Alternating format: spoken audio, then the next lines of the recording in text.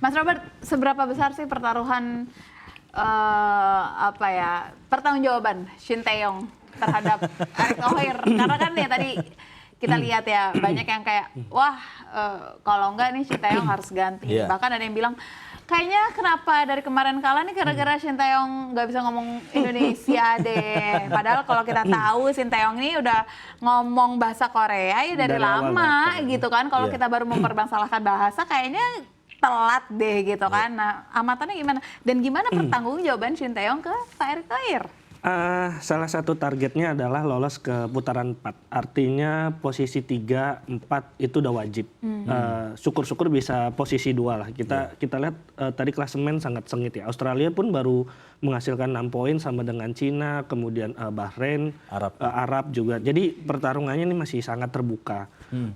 Kalau misalnya target itu meleset, seperti Pak Erick bilang akan ada evaluasi besar-besaran. Mungkin saya nggak tahu ya kalau misalnya sampai out atau enggak, tapi perlu sebagai catatan di balik itu kita STY juga sudah menuntaskan targetnya. Salah satunya adalah Piala Asia 2027, kemudian semifinal U23 nyaris Olimpiade. Jadi mungkin memang peluangnya bagi Indonesia sekarang terbuka karena kontestan Piala Dunia sekarang juga diperbanyak untuk 2026 dan untuk seterusnya. Mungkin peluang itu yang sebenarnya dilihat dengan skuad yang ada, dengan sekarang banyak pemain bermain di liga top Eropa, dengan mungkin kita sebagai supporter melihat gaya permainan Indonesia yang berani 1-2, kemudian bermain terbuka di Piala Asia terutama, itu juga meningkatkan harapan. Tapi kekecewaannya terhadap STY adalah inkonsistensi formasi. Pemain. Ini yang kemudian menjadi tanda tanya. Sebenarnya pemain terbaik timnas ini tuh siapa aja? Dari lini belakang misalnya.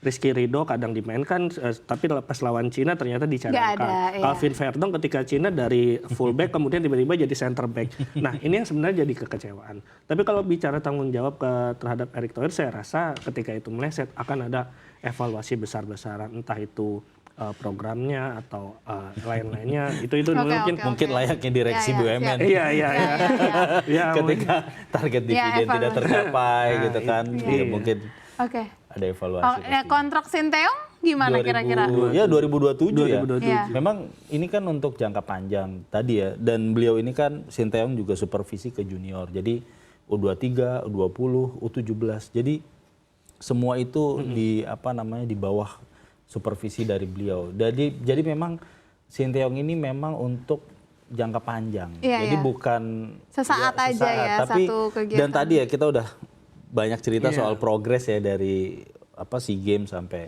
tim U23. Ya kita sih berharap progresnya ya mungkin terburuk misalkan kita nggak lolos sekalipun.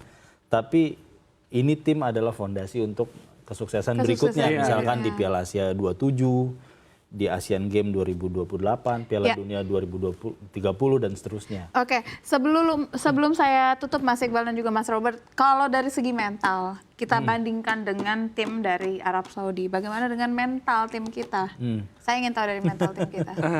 Harusnya sih kalau sebagai pemain profesional yang udah lewat ya, fokus ke pertandingan selanjutnya lawan Arab, dan mungkin optimisme pasti menyelimuti timnas kita. Melihat pertandingan pertama kita bisa tahan imbang di kandang Arab, dan itu salah satu sejarah kita juga. Dan kita sekarang bermain di tuan rumah yang pastinya didukung oleh puluhan ribu supporter. Saya rasa mental pemain kita bagus untuk menghadapi laga Arab. Mereka juga pasti yakin menang. Harusnya mental Arab yang tergoyang-goyang harusnya ya. Tapi ya faktor X tadi ya, pelatih yang baru hadir dan mereka udah datang sejak Jumat loh. Jadi mereka Jumat dulu seperti mereka udah udah adaptasi.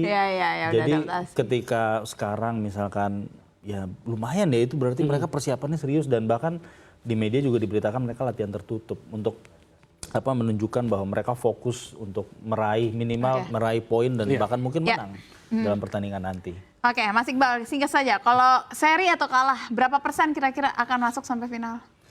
Ya kalau seri mungkin masih ada peluang putaran selanjutnya paling tapi tidak. Kalau kalah memang jadi berat ya di sisa 4 pertandingan. Di 4 pertandingan ya. Karena kita mesti tandang ke Jepang bahkan ya, ke Australia juga gitu. Jadi itu yang membuat makanya kemarin Pak Erick Thohir bilang ya 2 game di GBK ini ya harus menang. dapat poin lah, minimal dapat poin. Harus maksimal kalau yang saya baca. Oke, harus maksimal. Gimana?